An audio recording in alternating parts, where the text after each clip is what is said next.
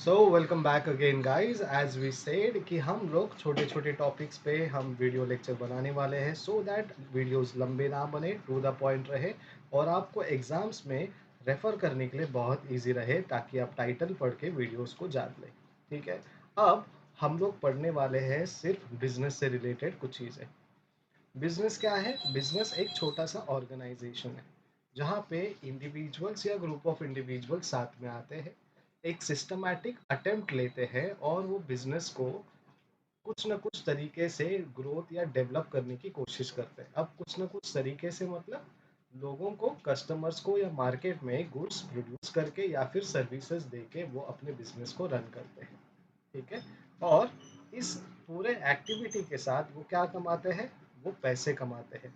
अगर वो इन्वेस्टमेंट जितना किए हैं उससे ज़्यादा कमा रहे हैं तो दैट इज प्रॉफिट, राइट। और ये सेटिस्फाई करता है अलग अलग सोसाइटी के कॉम्प्लेक्स नीड्स को। ठीक है। तो टेक्स्ट बुक में लिखा गया है business represents organized efforts by an individual और ग्रुप ऑफ इंडिविजुअल। तो याद रखने वाली बात ये है कि ये एक ऑर्गेनाइज्ड एफर्ट है। क्यों ऑर्गेनाइज्ड है? बिकॉज हर इंडिविजुअल जानता है कि मेरा रोल, रिस्पॉन्सिबिलिटीज या फिर जॉब ड्यूटी क्या है। ठीक है। अब ये सिस्टमैटिकली या तो एक इंडिविजुअल या फिर ग्रुप ऑफ इंडिविजुअल्स। क्यों इंडिविजुअल बोला है? बिकॉज कोई सोल प्रोपराइटर होगा तो क्या करेंगे, तो वो अकेला मालिक है उस चीज का, जैसे हमारे किराना शॉप वाले, राइट। वो सोल प्रोपराइटर होते हैं, वो अपने हिसाब से काम करते हैं। लेकिन अगर कोई शॉपिंग मॉल खोलना है तो group of individuals as an employ उनको रखना पड़ेगा। या फिर कोई मैन्युफैक्चरिंग बिजनेस हम स्टार्ट कर रहे हैं तो अलग अलग ग्रुप ऑफ इंडिविजुअल्स को लेकर हमें ये बिजनेस को स्टार्ट करना पड़ेगा या रन करना पड़ेगा। अब ये सिर्फ उनको लेकर आना ही एक उद्देश्य या मोटिव है? नहीं। तो इस ऑर्गेनाइज्ड एफर्ट्स को हम सिस्टमैटिक तरीके से अटेम्प्ट करेंगे ताकि हमारा बिजनेस जो है वो गुड्स और सर्विसेज प्रोड्यूस करे, और वो प्रोड्यूस करने के बाद वो डिस्ट्रीब्यूट करे और सेल करे मार्केट में। तो अगेन द कंक्लूजन इज, हम ये सब करते हैं क्योंकि हमें रिवॉर्ड चाहिए, और ये रिवॉर्ड प्रॉफिट के रूप में हमें मिलता है। और अल्टीमेटली हम लोग क्या करते हैं? प्रॉफिट कमा के हम बिजनेस को ग्रोथ करते हैं या डाइवर्सिफाई करते हैं। अब जब हम कोई गुड्स या सर्विसेज मैन्युफैक्चर करते हैं तो हम लोग क्या करते हैं? सोसाइटी के अलग अलग नीड्स को सेटिस्फाई करते हैं, कॉम्प्लेक्स नीड्स को सेटिस्फाई करते हैं, और हम उससे अर्निंग करते हैं। ठीक है। बिजनेस में क्या होता है? बेसिकली प्रोडक्शन ऑफ गुड्स, जिसका मतलब है हम प्रोडक्ट बनाते हैं या गुड्स बनाते हैं। हम लोग कैसे गुड्स बनाते हैं? हम लोग बनाते हैं with the help of few industries या फिर few what we can say sectors. उसमें सबसे पहला आता है primary sector. Primary sector is related to land, यानी एग्रीकल्चर से रिलेटेड है वो, या फिर ज़मीन से जो भी चीज़ें हम बनाते हैं उससे रिलेटेड है, जिसमें रियल इस्टेट भी आता है, right. So it may be agricultural product और फिनिश गुड्स जो प्रोड्यूस होता है फैक्ट्रीज में। फैक्ट्रीज में जब वो जाता है then that means it is going in the secondary market. अब सेकेंडरी मार्केट में जाने के बाद वो रिफर्निश्ड होगा, पॉलिश होगा, या फिर उसका size, shape, design, colour change होगा उस पर्टिकुलर प्रोडक्ट का, या फिर उसका फॉर्म चेंज होगा। कोई प्रोडक्ट सॉलिड में जा रहा है and it is converted into liquid, कोई प्रोडक्ट लिक्विड में जा रहा है, it is converted into gaseous form. So उसका जो फॉर्मेशन है बेसिकली कुछ ना कुछ तरीके से चेंज होता जाएगा। ठीक है। और ये चेंज जो है with the help of two things होता है, one is machine and the other one is man power. और जब ये मशीन्स और मैन पावर आते हैं दैट मीन्स हम सेकेंडरी इंडस्ट्री या फिर सेकेंडरी सेक्टर का इस्तेमाल करते हैं। एग्जाम्पल दिया है हमारे सामने, cultivating piece of land and growing food grain is an example of agricultural production. However converting oil seeds into edible oil, see conversion हो रहा है यहाँ पे। ऑयल सीड्स, सीड जो है वो एक सॉलिड फॉर्म में है, उसका कन्वर्जन ऑयल के फॉर्म में हो रहा है with the help of man power as well as machine power. ये एग्जांपल है मैन्युफैक्चरिंग ऑफ गुड्स का। अब बिजनेस में एक और चीज होता है that is distribution. See business is not only about manufacturing. Business में तीनों sectors that is primary, secondary और टर्शरी, इन तीनों का इस्तेमाल होता है, तभी जाके बिजनेस बनता है। So when ever you think about starting any business, हमेशा याद रखें कि ये तीनों चीज़ों में फोकस करना है कि हमारा रॉ मटेरियल कहाँ से आ रहा है, हम उसको कैसे मैन्युफैक्चर करेंगे या प्रोड्यूस करेंगे या कन्वर्ट करेंगे और एक प्रोडक्ट बनाएंगे, उसके बाद उसको कैसे डिस्ट्रीब्यूट करेंगे, राइट। शार्क टैंक्स में जब अगर सुना रहेगा आपने, तो यही सब चीज़ों के बारे में बात करते हैं, बट उनके वर्ड्स कई बार थोड़े थोड़े अलग होते हैं, बिकॉज उन्होंने कुछ एडवांस बुक्स पढ़े होंगे जिसमें नए नए कीवर्ड्स आते हैं, राइट। तो हमारे लिए यहाँ पे कीवर्ड है डिस्ट्रीब्यूशन। अब ये डिस्ट्रीब्यूशन क्या करता है, ये इंक्लूड करता है मार्केटिंग को। बेसिकली हम गुड्स डिस्ट्रीब्यूट कैसे करेंगे, जब तक उसको मार्केट में लेकर जाके इंट्रोड्यूस नहीं करते, या फिर टेलीविजन के थ्रू, एडवर्टाइजमेंट के थ्रू हम वहाँ पे उसको पहुँचाते हैं। ठीक है, जब एडवर्टाइज करते हैं तो वो प्रोडक्ट अवेलेबल भी होना चाहिए मार्केट में। अगर वो अवेलेबल नहीं है तो हमारे एडवर्टाइजिंग या मार्केटिंग का कुछ फ़ायदा नहीं है, राइट। सो डिस्ट्रीब्यूशन इंक्लूड करता है marketing of goods and services. ठीक है, इसमें जब हम डिस्ट्रीब्यूशन बोलते हैं, तब हमारा ट्रांसपोर्टेशन, वेयर हाउसिंग, एडवर्टाइजिंग, ये सब फैसिलिटीज इंक्लूड होता है उसमें।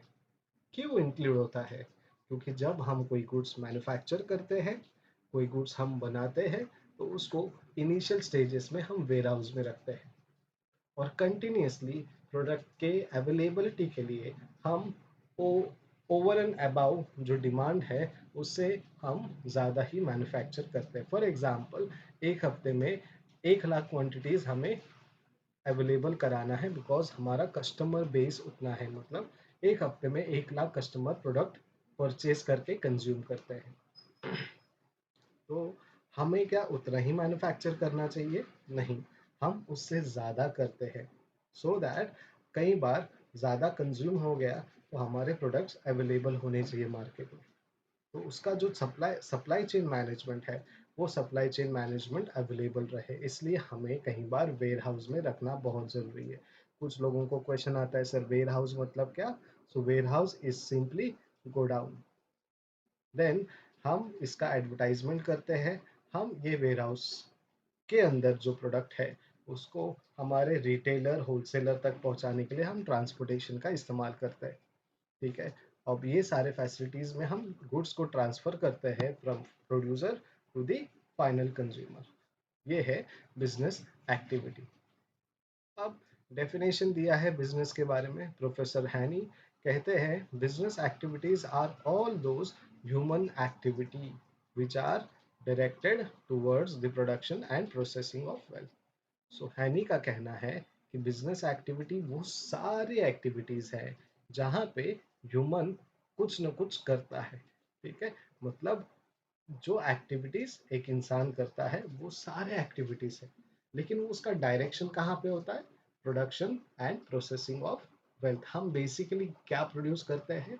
वेल्थ प्रोड्यूस करते हैं। हम किसी चीज को प्रोसेस करते हैं, तो अल्टीमेटली प्रोसेसिंग उस वेल्थ का होता है। फॉर एग्जाम्पल, हम सीड्स जो है, एडिबल ऑयल के जो सीड्स है उसको कन्वर्ट करते हैं, तो जब वो सीड्स हमारे पास आता है, दैट मीन्स हमारे पास वेल्थ है।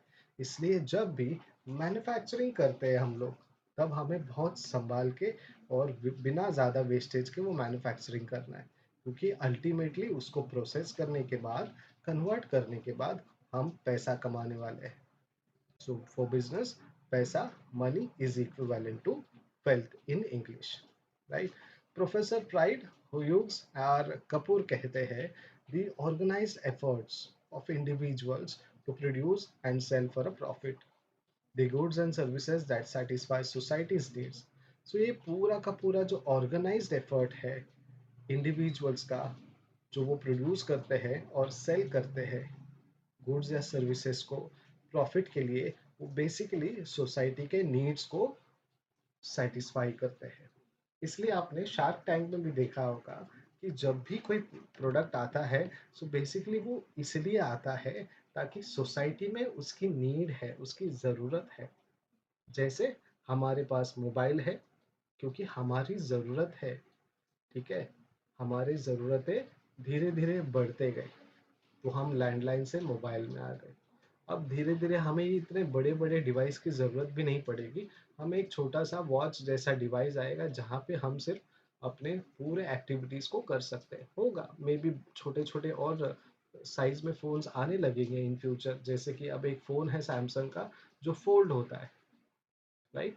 सो फ़ोल्डेबल क्यों मटेरियल आया है? Because it is our need in the society. तो ऑर्गेनाइज्ड एफर्ट्स के साथ इंडिविजुअल या ग्रुप ऑफ इंडिविजुअल प्रोड्यूस करते हैं, सेल करते हैं टू गेन प्रॉफिट, ठीक है? और ये प्रोडक्शन ऑफ गुड्स क्यों होता है या प्रोडक्शन ऑफ सर्विसेज क्यों होता है? ताकि हम सेटिस्फाई करें लोगों के नीड्स को। अब जब सर्विस की बात आती है तो उसमें बेस्ट एग्जांपल्स है Swiggy and Zomato. Swiggy and Zomato में हम लोग पहले सिर्फ और सिर्फ खाना मंगाते थे, but now days what we have done is we have started ordering the groceries।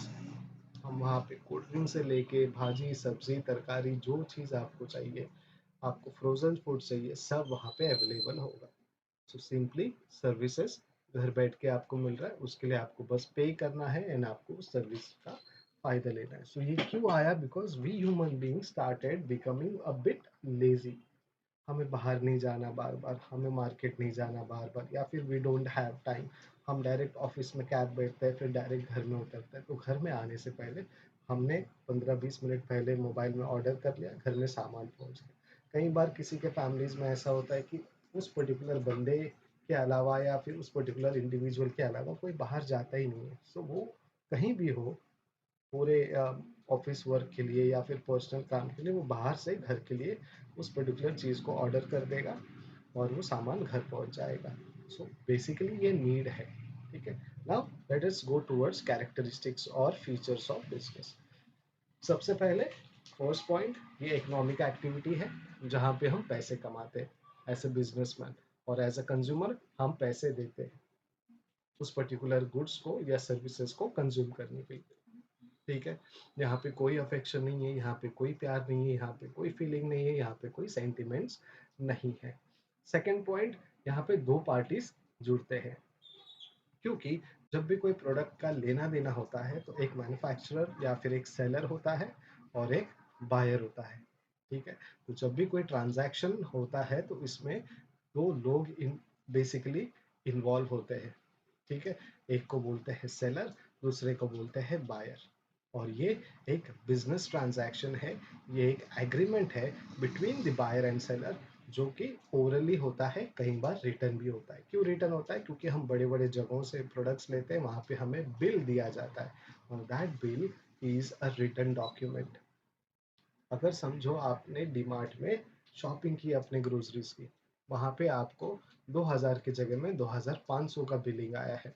आपने शॉपिंग करते टाइम देखा नहीं, सोचा नहीं, आप घर आ गए एंड जस्ट आप उस बिल को गो थ्रू कर रहे थे कि क्या क्या सामान आया है।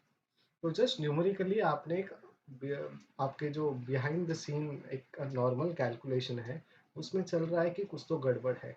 ओवरऑल आप जब राउंड ऑफ करके कैलकुलेट कर रहे थे तो आपको 2100 2200 का कैलकुलेशन आ रहा था, जब एक्चुअली में जब आपने कैलसी लेके कैलकुलेट किया मोबाइल में या कैलकुलेटर में, तो it is on an average 2200, ठीक है?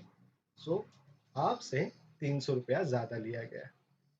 तो वो जो बिल है वो आपका लीगल या रिटर्न डॉक्यूमेंट है, उसके बेसिस पे आप जाके क्लेम कर सकते हो मेरे से ज़्यादा पैसे लिए, ठीक है? सो कई बार ओरली, यानी हम छोटे छोटे शॉप्स में बिना किसी बिल्स के प्रोडक्ट परचेज करते हैं, भाजी लेते हैं, कांदे टमाटर, कोई दूध लेने गया है, कोई क्या बोलते हैं उसको, खारी बटर, जो भी अलग अलग चीज़ें इंडिविजुअली लेने जाते हैं वो ओरल अंडरस्टैंडिंग से होता है। और कई बार हम ऐसे प्रोडक्ट लेते टाइम पे उनको कहते भी है कि भैया अच्छी देना वरना मैं रिटर्न कर दूंगा या कर दूंगी, और सच्ची में अगर खराब हो जाए तो हम जाते हैं रिटर्न करने के लिए, because we have paid money to get good products, और नहीं मिला अच्छा तो हम रिटर्न करने जाते हैं।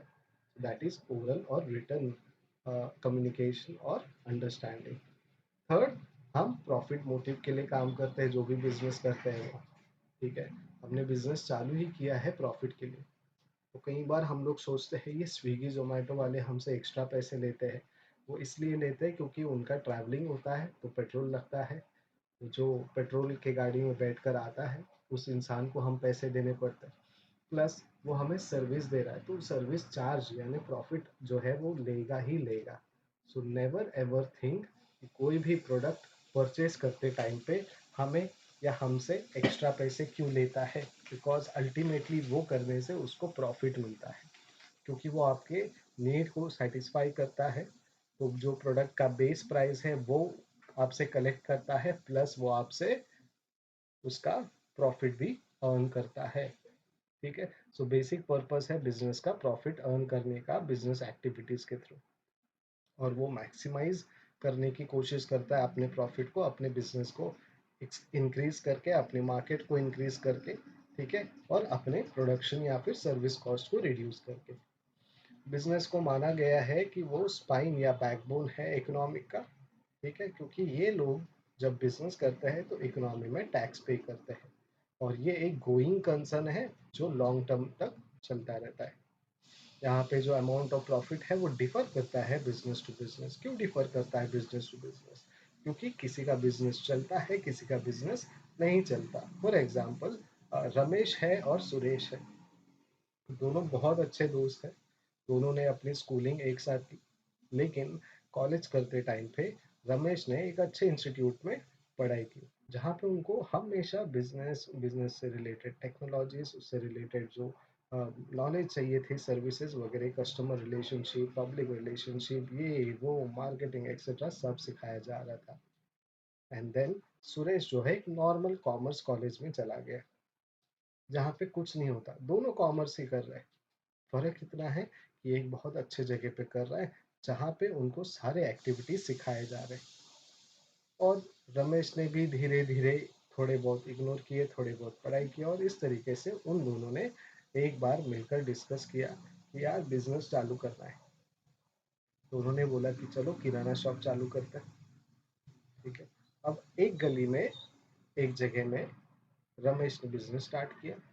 ठीक है। अब दोस्त है, कॉम्पीट तो करेगा नहीं, कंपटीशन में तो आएगा नहीं। तो उसने बोला चलो ठीक है, मैं 5 किलोमीटर दूर अपना दुकान या फिर बिजनेस स्टार्ट करता हूँ। तो इनका जो बिजनेस है अब सेट हो गया। धीरे धीरे लोग बिजनेस में इन्वॉल्व होने लगे, इन्होंने अपना टाइम देना चालू किया, और दोनों दोस्त अब मिलना उठना जो है उनका कम होने लगा। लेकिन रमेश, जिन्होंने बहुत सारे क्रिएटिव चीज़ की, बहुत सारे पब्लिक रिलेशंस के लिए इन्वेंशंस की, बहुत सारे ऑफर्स उन्होंने दिए अपने बिजनेस में, और वो प्रॉफिट कमाने लगे from his first year only. Now why we are talking about year? Because जब उसका कैलकुलेशन होता है तो ईयर टू ईयर होता है, बट वो कैलकुलेशन हम मंथ वाइज भी कर सकते हैं। हर मंथ में गुड्स कितने आ रहे, कितने सेल हो रहे हैं। ठीक है।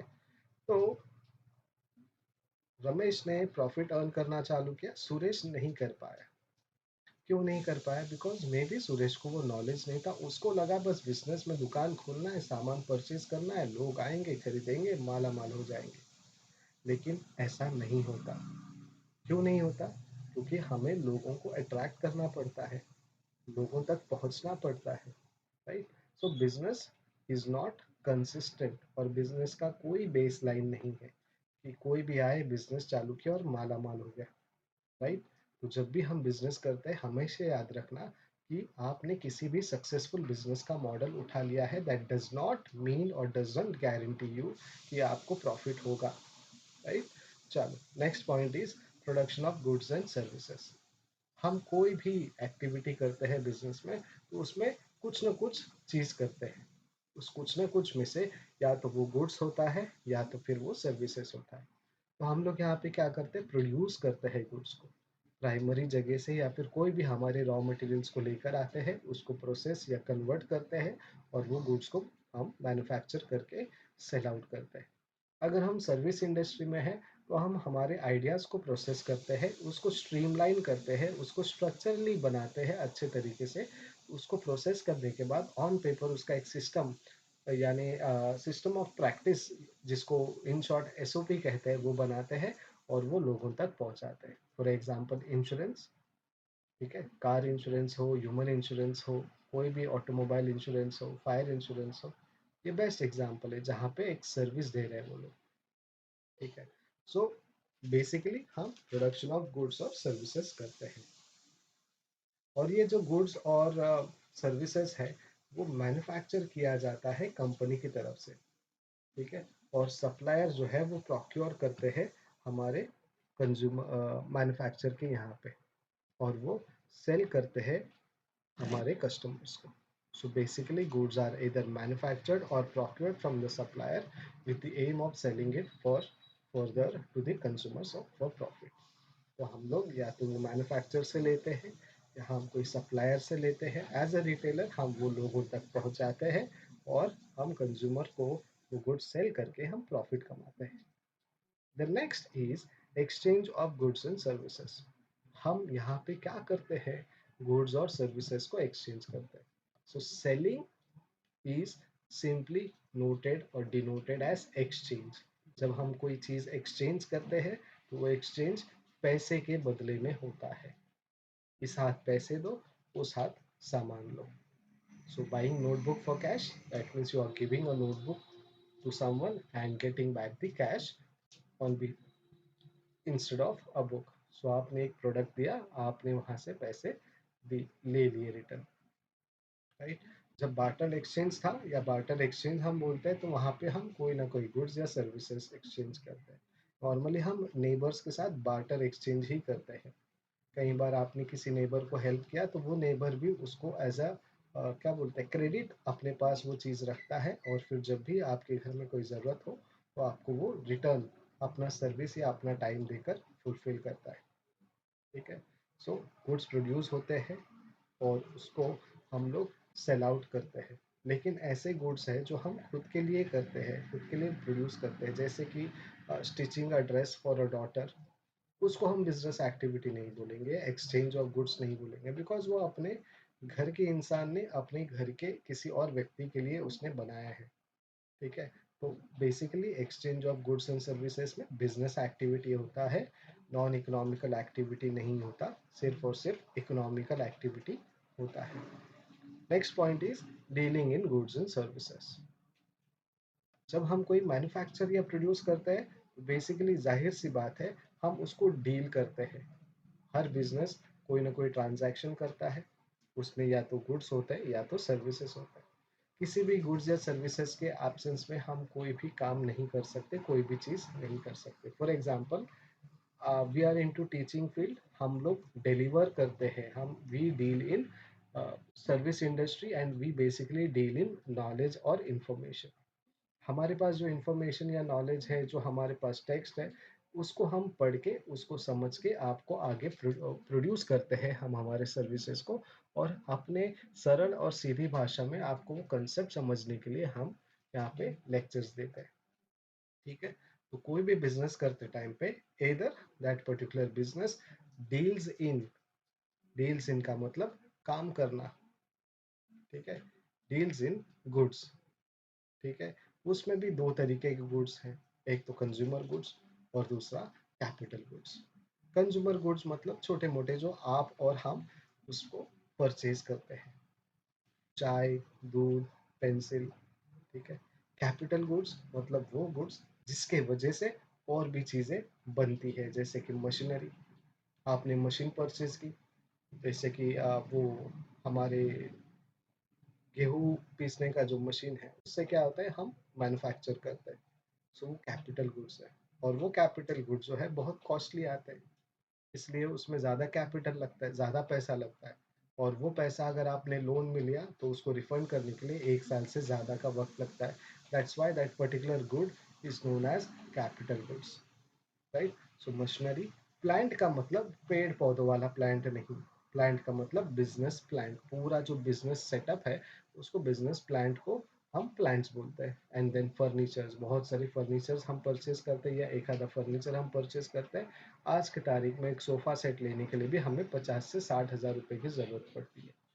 राइट। अगर आप थोड़ा सा और हाई क्वालिटी प्रोडक्ट लोगे तो 1 लाख से 1.5 लाख तक का भी फर्नीचर आता है।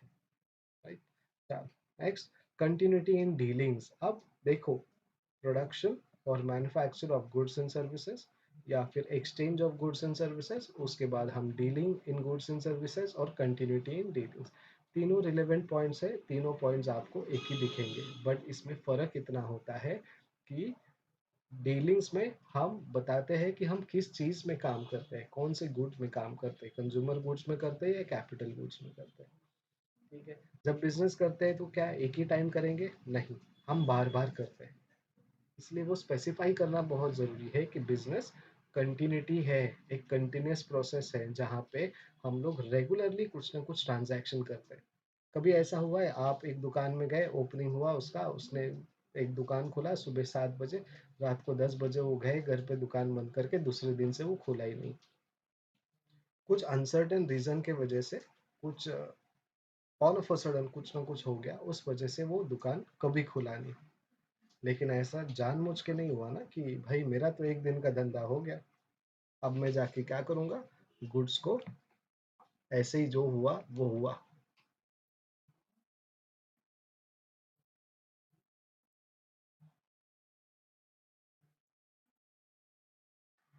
So,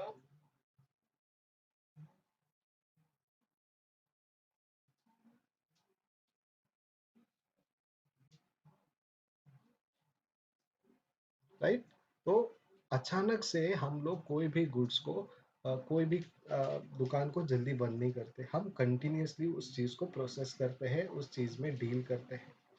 ठीक है। और वो चीज़ में डील करने के लिए हमें रेगुलरली काम करना पड़ता है। One single transaction does not constitute a business, it's a regular transaction business जहाँ पे हम बिजनेस में रोज रोज काम करते हैं। कोई भी ऐसा इंसान नहीं है जो एक दिन बिजनेस चालू किया और दूसरे दिन बंद किया। बहुत rarest to the rarest cases है जहाँ पे लोगों ने शुरुआत की, उनको लग रहा था कि होगा बट नहीं हुआ, या फिर घर में कुछ ऐसे अनसर्टेन चीजें हुए जिसकी वजह से बिजनेस बंद करना पड़ा। But normally it deals in regular mode. Returns are uncertain, यहाँ पे हम कोई भी गारंटी नहीं ले सकते। जैसे हमने रमेश और सुरेश का एग्जाम्पल लिया था, वैसे ही यहाँ पे रिटर्न्स भी है। तो कई बार प्रॉफिट होता है, कई बार लॉस होता है। रिस्क के एलिमेंट्स है, राइट। सो हमारा जो एलिमेंट है यहाँ पे वो रिस्क है। मतलब रिस्क एक ऐसा एलिमेंट है जो हर बिजनेस में होता है। अगर आप बिजनेस करना के बारे में सोचते हो तो ये याद रखना कि रिस्क जो है आपके पीछे खड़ा है, कभी भी आपको वो डरा सकता है, धमका सकता है। तो इसलिए हमें हमेशा बिजनेस करते टाइम थोड़ा सा डर लगना चाहिए, राइट। क्योंकि बहुत सारे अनफेवरेबल अनडिजायरेबल इवेंट हो सकते हैं। कई बार कुछ गवर्नमेंट के रूल्स रेगुलेशंस रातों रात बदल जाते हैं, जिसकी वजह से उसका असर हमारे बिजनेस में हो सकता है। फॉर एग्जांपल, जो मिल्क मैन्युफैक्चरर है, उनको कहा गया है कि आपको जीएसटी अब दुगना देना पड़ेगा। तो जब वो दुगना जीएसटी यानी टैक्स देंगे तो उसका जो मैन्युफैक्चरिंग कॉस्ट है वो बढ़ जाएगा। तो वो क्या करेंगे, वो टैक्स कंज्यूमर से बेसिकली कलेक्ट करेंगे। तो एक प्रोडक्ट जो 10 में बिकता था या 20 रुपए में बिकता था, अब उसका 25-30 रुपया प्राइस हो सकता है। तो it is again a risk. जब मैन्युफैक्चरर को कॉस्ट लग रहा है तो होलसेलर पे भी लगाएगा, रिटेलर पे भी लगाएगा, और रिटेलर जो है वो कलेक्ट करेगा वो कॉस्ट कंज्यूमर से। तो हमें वो प्रोडक्ट परचेज करना है नहीं करना है, वो डिपेंड करता है हमारे एबिलिटी पे, हमारे पावर पे, कि हम कितना खर्चा कर सकते हैं, राइट। तो परचेसिंग पावर डिपेंड करता है। सो एलिमेंट है रिस्क का। अब ये एलिमेंट अलग अलग रीजन से आते हैं। प्राइस किसी का चेंज हो गया, कस्टमर के टेस्ट एंड प्रेफरेंस चेंज हो गए, लाइक्स चेंज हो गए, लोगों के फैशंस चेंज हो गए, लोगों का प्रोडक्ट परचेज करने का तरीका चेंज हो गया। अब घर बैठे बैठे ग्रोसरीज आ रहा है ई रेडी डी मार्ट से, ठीक है, ई डी मार्ट से आ रहा है। तो हम लोग को क्या करना है, हम लोग को रिस्क जो है वो देखना बहुत ज़रूरी है, और हर बिजनेस में रिस्क आता है। उसके बाद अल्टीमेटली बिजनेस हम क्यों करते हैं, प्रॉफिट को छोड़ के दूसरा इंपॉर्टेंट पोर्शन है कंज्यूमर सेटिस्फैक्शन या फिर कस्टमर सेटिस्फैक्शन। ये एक अल्टीमेट एम है। जब आपका कस्टमर सेटिस्फाई है, आपका बिजनेस चल रहा है। आपके अगर कस्टमर सेटिस्फाई नहीं है, मतलब आपके बिजनेस में कुछ ना कुछ गड़बड़ है, क्योंकि आपका प्रोडक्ट कस्टमर के नीड को फुलफिल नहीं करता, that's why they are not satisfied. So modern business believe करता है कि आपका ग्राहक खुश, तो वो आपके बिजनेस में वेल्थ का प्रोडक्शन जो है बढ़ाते जाएगा, बढ़ाते जाएगा। अब ग्राहक खुश कैसे होगा? क्वालिटी प्रोडक्ट दो, क्वालिटी सर्विसेज दो, वो भी रीजनेबल प्राइस में, राइट? तो बेसिकली बिजनेस का पर्पस है to create and retain the customer. तो जितने ज़्यादा कस्टमर बनाते हैं उतने ज़्यादा कस्टमर को अपने हमें रिटेन भी करना है। रिटेन इसलिए करना है ताकि वो प्रोडक्ट को बार बार बार बार परचेज करें। ठीक है? अगर आपको इसमें से कोई भी पॉइंट अगर नहीं समझ में आ रहा है तो नीचे कमेंट बॉक्स है, वहाँ पे जाइएगा, कमेंट कीजिएगा कि I have not understood so and so point, so and so thing. और ज़्यादा इलैबोरेटिव लेक्चर चाहिए तो वो भी नीचे कमेंट कीजिएगा कि हमें इलैबोरेटिव लेक्चर चाहिए। अगर आपको लगता है आपको लाइव लेक्चर चाहिए तो उसके लिए भी कमेंट कीजिएगा, because I am planning for a live online sessions, जो आपके ट्यूशंस या फिर आपके क्लासेस जैसा आप घर बैठे बैठे लेक्चर सुने, उसके रिकॉर्डिंग्स भी आपको मिलेंगे। और वो रिकॉर्डिंग सिर्फ और सिर्फ लाइव स्टूडेंट्स को ही मिलेंगे, जनरली वो पब्लिक नहीं होगा। ठीक है? लेकिन अगर आपको लग रहा है कि हाँ, इतने से एग्जाम्पल से, इतने से एक्सप्लेनेशन से मेरा दिन चल रहा है, मेरा काम हो रहा है, well and good, not an issue. इसके लिए आपको सिर्फ दो ही चीज़ करना है। सब्सक्राइब तो ऑलरेडी कर चुके हैं आप, लाइक कीजिए और अपने और दोस्तों को शेयर कीजिए, ताकि इससे आपका भी फ़ायदा हो और मुझे भी मोटिवेशन मिले। Thank you so much. अगले लेक्चर में हम बात करेंगे प्रोफेशन के बारे में। टेक केयर, बाय बाय, सी या।